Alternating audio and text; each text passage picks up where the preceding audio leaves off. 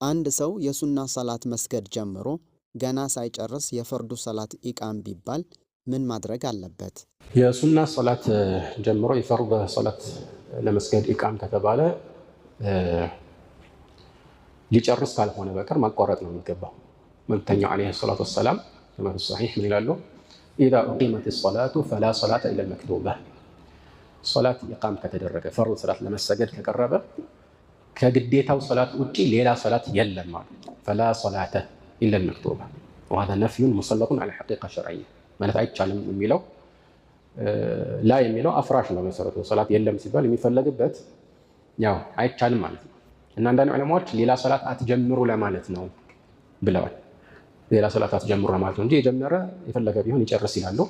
አንዳንድ መዝሃቦች ላይ ለምሳሌ ከሐነፊያዎች ዘንድ እንደምናገኘው የፈጅር ሰላትን ሱና በተመለከተ ኢቃም ቢባል ራሱ ቶሎ 2 ረክዓ ሰግዶ ወደ ፈርዱ ሰላት ይግባ የሚል አይነት አቋም አላቸው። ከሆነ አንድ ሰሃቢ የተላለፈ አሰር ስላለ ብለው ማለት ነው። ግን የተሻለውና አመዛኙ አብዛኛው ዑለማዎች የሚመረጡትም እንደ ጥቅል ማቋረጥ አለበት ነው። ለምን ፈላ ሰላት አለ ትክክል ራሱ አይሆንም ማለት ነው። ማለት ፈላ ሰላት የሚለው እኮ ነፍዩን ሊልሐቂቃ ሸርዕያ ማለት ነው።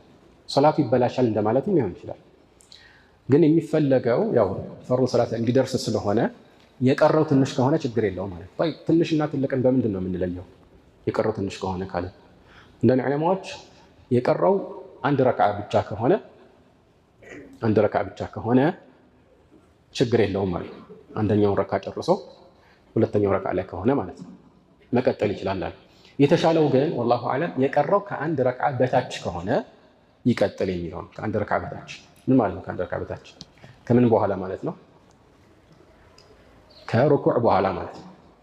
ከሩኩዕ በኋላ ለምንድን ነው እንደዚህ ያልነው? ሰላት የለም የሚለው ፈላ ሰላት የሚለውን ስንመለከት በሸሪዓ ሰላት የሚለው ስያሜ የሚመለከተው ትንሹ መጠን ስንት ረክዓ ነው? ትንሹ ስንት ነው? አንድ ነው። አንድ አለ የለም? አለ። ዊትር እኮ አንድ ትሰግዳለህ አይደል? አንድ ረክዓ ዊትር መሰገድ ይችላል አይደል? ስለዚህ አንተ አንድ ረክዓ ሙሉ ከሰገድክ ሰላት የሚለውን ፈጽመሃል፣ ከሐዲሱ ጋር ተጻራሃል ማለት ነው። ስለዚህ ከአንድ በታች ከሆነ ግን ይህ ክልከላ ውስጥ አትካተትም ማለት ነው። ስለዚህ የተሻለው ከአንድ ረክዓ በታች ከቀረው ይቀጥል። ግን አንድ ረክዓ ሙሉ ወይም ከዛ በላይ የቀረው ከሆነ ማቋረጥ ይሻላል ማለት ነው። ሲያቋርጥ ማሰላመት ያስፈልገዋል ወይስ አያስፈልገውም? ኺላፍ አለው በዑለማዎች መካከል። ሁለቱም ያስኬዳል። ግን አንዳንድ ዑለማዎች ቢያሰላምት የተሻለ ነው የሰገደውን ያክል አጅር እንዲያገኝ ይላሉ። ግን ይህንን የሚያሳይ ግልጽ ማስረጃ አናውቅም። ወላሂ አዕለም። ስለዚህ ዝም ብሎ መውጣት በንያ ብቻ ዝም ብሎ መውጣትም ይችላል።